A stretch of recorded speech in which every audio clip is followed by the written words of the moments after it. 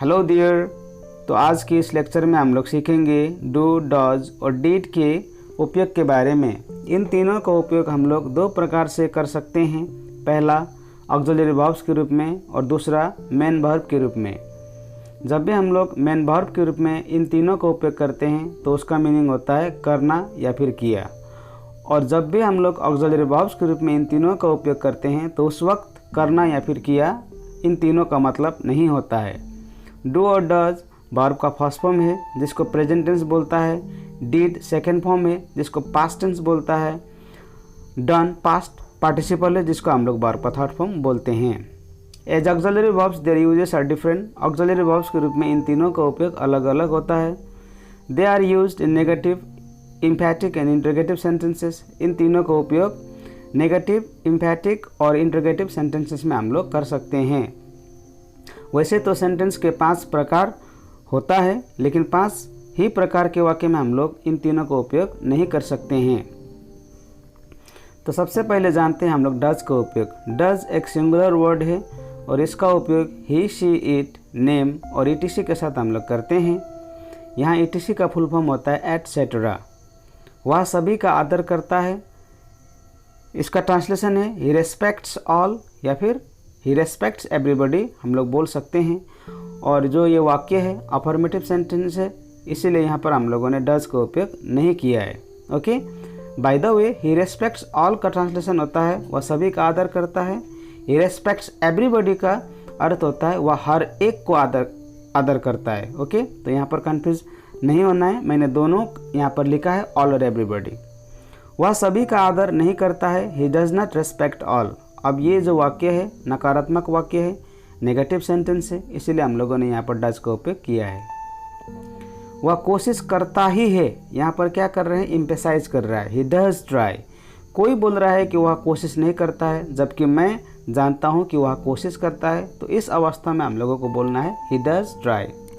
क्या वह तुम्हें पसंद करता है, तो ये हम लोगों का इंटरोगेटिव सेंटेंस हुआ, तो यहाँ पर भी हम लोग डज का उपयोग कर सकते हैं। Does he like you.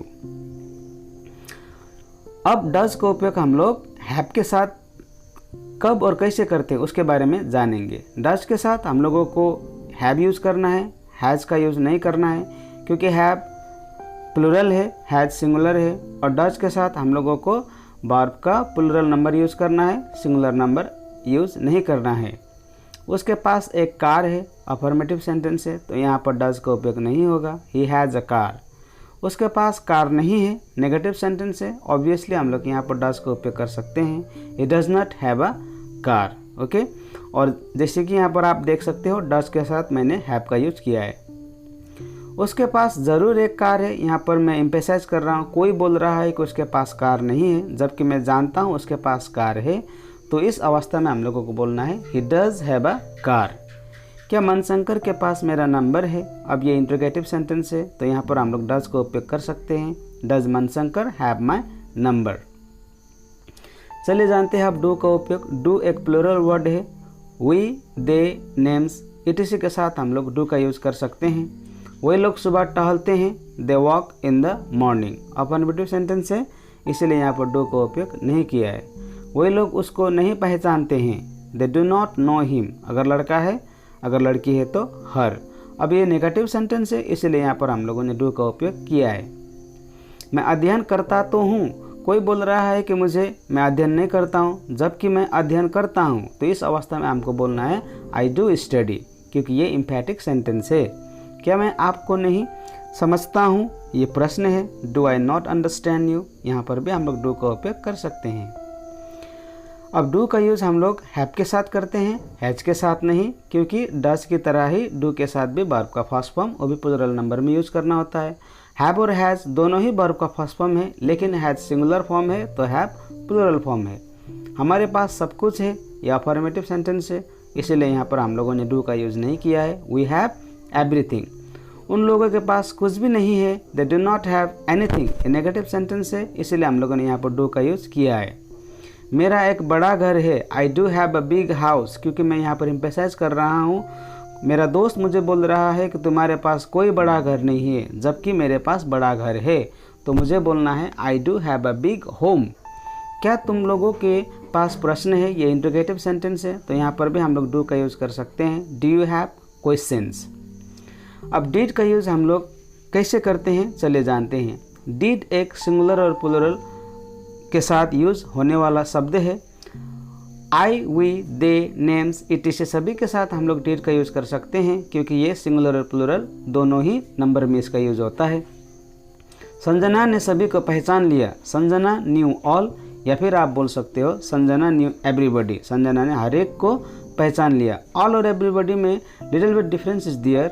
जब भी हम लोग ऑल बोलते हैं तो सभी के लिए होता है, एवरीबॉडी बोलते हैं तो हर एक के लिए। अब ये अफर्मेटिव सेंटेंस है, इसलिए यहाँ पर डिड का यूज़ नहीं हुआ है। सिमरन ने मुझे नहीं पहचाना, ये नेगेटिव सेंटेंस है, तो यहाँ पर हम लोग डिड का यूज़ कर सकते हैं। Simran did not know me.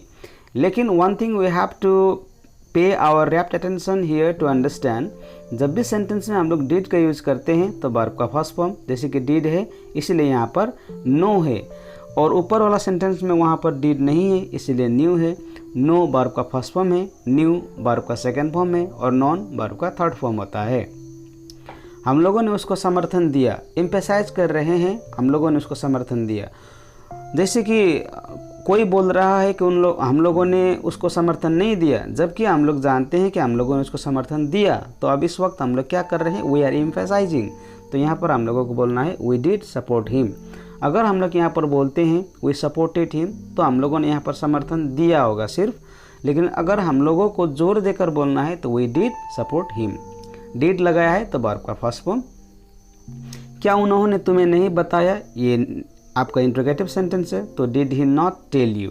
Did का यूज़ हम लोगों ने किया है, इसीलिए टेल जो है यहाँ पर वर्ब का फर्स्ट फॉर्म है। ऊपर में भी डिड का यूज़ किया है, इसीलिए वहाँ पर सपोर्ट है। अब डिड के साथ हम लोग हैव का यूज़ करते हैं, हैज़ का यूज़ नहीं करते हैं। जैसे कि डू और डज के साथ भी हम लोगों ने हैव का यूज़ किया, हैज़ का यूज़ नहीं किया, क्योंकि डू डज डिड के साथ हम लोग वर्ब का फर्स्ट फॉर्म वो भी प्लूरल नंबर में यूज़ करते हैं। हैव और हैज़ दोनों ही वर्ब का फर्स्ट फॉर्म है, लेकिन हैव प्लूरल है तो हैज़ सिंगुलर है। संजोग के पास मेरा बाइक का चाबी था। संजोग हैड माई बाइक्स की। यहाँ पर हम लोगों ने डिड का उपयोग नहीं किया है, क्योंकि ये अफर्मेटिव सेंटेंस है।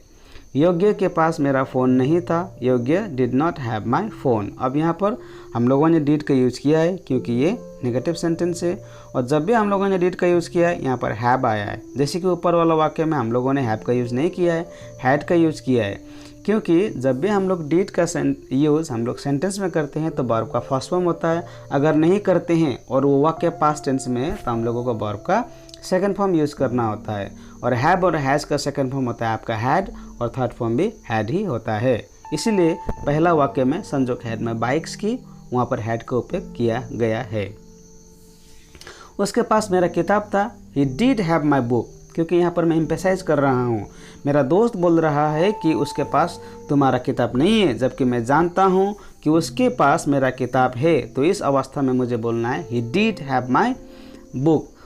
उसके पास मेरा किताब था। He did have my book. क्या उन लोगों के पास समस्या नहीं था। Did they not have problem, क्योंकि इंट्रोगेटिव सेंटेंस है, that's why did we have used here.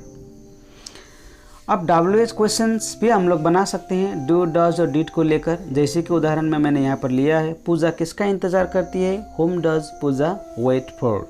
वही लोग क्या करते हैं, व्हाट डू दे डू। तुमने उसको क्यों छोड़ा, why did you leave him. उसके पास क्या था, व्हाट डिड ही हैव। हमारे पास क्या नहीं है, what do we not have. Friends, मैंने WH क्वेश्चन यहाँ पर इसलिए लिया क्योंकि जो हम लोगों ने प्रीवियस जो लेक्चर हम लोग डिस्कस किए वहाँ पर हम लोगों ने सिर्फ येस नो क्वेश्चन ही बनाया, और यहाँ पर मैंने WH क्वेश्चन खुद से ही ट्रांसलेट करके लिखा है, ताकि आपको नॉलेज में आ सके कि how you can frame WH questions using do, does and did. Okay, अब कंफ्यूजिंग सेंटेंसेस है यहाँ पर। I do not do this work. अब डबल डू है यहाँ पर इस वाक्य में। I do not do this work.